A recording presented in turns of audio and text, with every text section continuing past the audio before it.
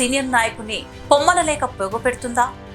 Party కోసం జెండ మోసిన వారిని పట్టించుకోవాలని, పదవులు ఇవ్వాలని కోరడమే అతను చేసిన పాపమా?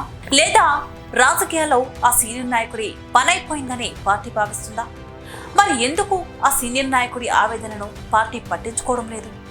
ఇంతకీ ఎవరా నేత? ఆయన వేదన ఏంటో తెలియాలంటే ఈ స్టోరీ వినాల్సిందే. తెలంగాణ కాంగ్రెస్ పార్టీలో అతను ఒక సీనియర్ నాయకుడు. 40 ఏళ్లుగా కాంగ్రెస్ పార్టీలో కొనసాగుతున్నారు. హస్తం పార్టీలో 5 సార్లు ఎమ్మెల్యేగా గెలిచారు. ఒక్కసారి ఎమ్మెల్సీగా గెలిచారు.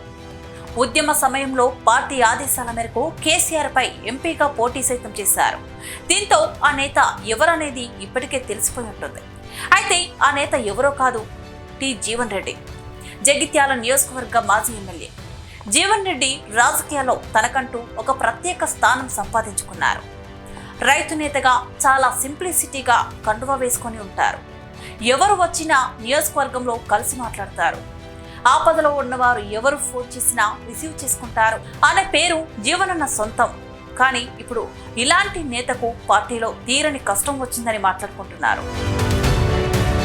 అంటే బీఆర్ఎస్ పార్టీలను కొనసాగుతున్నా, నేను బీఆర్ఎస్ పార్టీ అని చెప్పినట్టు కూడా నేను గమనించింది. సంతోషం నాయన. ఇప్పటికైనా ఏదైతుందో నువ్వు ఏ పార్టీలో ఉన్నావో నీకు గుర్తొచ్చినావు. ఇప్పటికైనా ఒక క్రమశిక్షణ గల పార్టీ నాయకుడిగా రాజ్యాంగ నిబంధనల మేరకు ఎవరమైనా కానీ చట్టసభకి ఎంపికైనటువంటి ఒక ప్రజాప్రతినిధులు మన బాధ్యతలు నిర్వర్తించాలి, మనం కొనసాగాలి. ఎవరమైనా కానీ ఇప్పుడు నీ సంసారం నువ్వు చక్కగా చేసుకో అని చెప్పాలంటే ఆయన సంసారం ఆయన చక్కగా చేసుకోకుండా నా సంసారం ఎందుకు చిచ్చిపెట్టే ప్రయత్నం చేస్తున్నావా?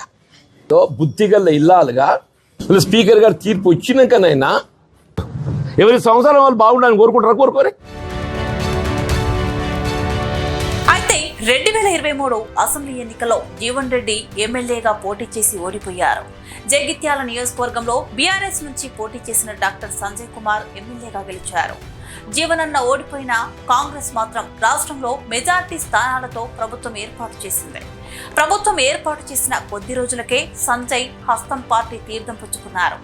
సంజయ్ హస్తం గోటికి వస్తారనే వార్తలు వచ్చినప్పటి నుంచే జీవన్ రెడ్డి తీవ్రంగా వ్యతిరేకిస్తూ వచ్చారు. ఒకటి, తనని సంప్రదించలేదు, అభిప్రాయం తీసుకోలేదని, మరొకటి బీఆర్ఎస్ చేసిన తప్పు మనం చేయొద్దని, మెజార్టీ ఉంది కదా అని మన క్యాడర్ ని ఇబ్బంది పెట్టిన నేతను తీసుకుంటే ఎలా అంటూ జీవన్ రెడ్డి నారాజయ్యారు. అప్పట్లో మంత్రి శ్రీధర్ బాబు ఇతరులు జీవన్ రెడ్డిని బుజ్జగించారు. దాంతో కాస్త సద్దుమణిగింది వ్యవహారం. కానీ పదే పదే ఈ సమస్య వస్తూనే ఉంది. జగిత్యాల నియోజకవర్గంలో సంజయ్ బీఆర్ఎస్ క్యాడర్ ని ఎంకరేజ్ చేస్తున్నారని, కాంగ్రెస్ క్యాడర్ ని ఇబ్బంది పెడుతున్నారని జీవన్ రెడ్డి ఎన్నోసార్లు మొరపెట్టుకుంటూ వచ్చారు. అంతేకాదు, తన ముఖ్య అనుచరుడిని హత్య కూడా చేయించారని సంజయ్ కి వ్యతిరేకంగా రోడ్డెక్కారు జీవన్ రెడ్డి. ఇంతటితో అయిపోలేదు.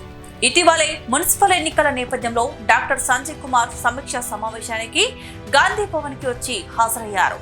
దీంతో జీవన్ రెడ్డి ఆ సమావేశాన్ని బైకట్ చేశారు. పార్టీ ఫిరాయించిన నేతను, ఇంకా బీఆర్ఎస్ లోనే కొనసాగుతున్నారని స్పీకర్ చెప్పిన నేతను ఎలా గాంధీ భవన్ కి రాణిస్తారని ఫైర్ అయ్యి సమావేశం నుంచి వెళ్లిపోయారు. Congress party internal meeting. This is Congress party internal meeting. Congress party అంతర్గత సమావేశానికి ఏదైతుందో వేరే రాజకీయ పార్టీ మన ప్రత్యర్థి పార్టీ, బీఆర్ఎస్ పార్టీ మన ప్రత్యర్థి పార్టీ, మన ప్రత్యర్థి పార్టీ శాసన పక్కన పిలుస్తుడు పెట్టుకొని మన అంతర్గత సమావేశం స్థానిక ఎదుర్కొన్న అంశంపై ఎట్లా చర్చిస్తామే? నేను నిన్నయాక మన జగిత్యాలలో ఏదైతుందో అక్కడ శాసనసభ్యులు చేస్తున్న అక్రమాలు మొత్తం ప్రజానీకానికి ఏదైతుందో చూపెట్టడం జరిగింది.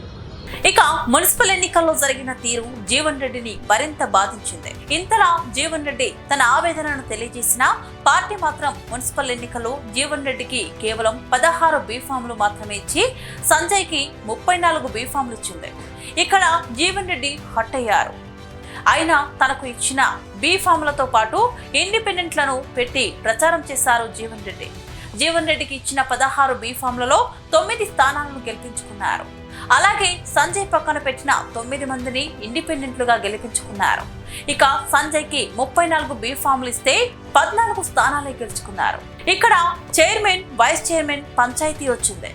ఇద్దరు నేతలని కూర్చోబెట్టి మాట్లాడారు ఏఐసిసి సెక్రటరీ సావంత్, మంత్రి అట్లూరి. అయితే పార్టీ జెండా మోసిన వారికి అవకాశం ఇవ్వాలని జీవన్ రెడ్డి గట్టిగా తన వాయిస్ వినిపించారు. సంజయ్ కూడా తన వర్గానికే చైర్మన్ ఇవ్వాలని కోరారు. దీంతో పార్టీ షీల్డ్ కవర్ లో పేరు పంపించింది. ఈ క్రమంలో సంజయ్ వర్గానికి చెందిన వ్యక్తికే చైర్మన్ పదవి దక్కింది. దీంతో జీవన్ అన్న మరింత ఆవేదనకి లోనయ్యారు. కాంగ్రెస్ లో కొనసాగాలా వద్దా అనే సందిగ్ధంలో ఉన్నారని, అవమానాలు భరిస్తూ కాంగ్రెస్ లో కొనసాగాలంటే ఆలోచించే పరిస్థితి వచ్చిందని పెద్దాయన మరోసారి ఆవేదన వ్యక్తం చేశారు. ఎమ్మెల్యే సంజయ్ ఉన్నంత వరకు తనకు వేధింపులు తప్పవని, అయితే ఇప్పటికైనా జెండా మోసిన కార్యకర్తల అభిప్రాయాలకు పార్టీ గౌరవం ఇవ్వాలని, హైకమాండ్ కార్యకర్తల మనోభావాలు గుర్తించాలని కోరారు. దీంతో జీవన్ అన్న పార్టీ క్యాడర్ కి ఎలాంటి న్యాయం చేయలేకపోతున్నారనే ఆలోచనలో ఉన్నట్లు సమాచారం. మరోవైపు పార్టీ తనని పొమ్మనలేక పొగపెడుతుందనే వాదన కూడా తన క్యాడర్ నుంచి వినిపిస్తుంది.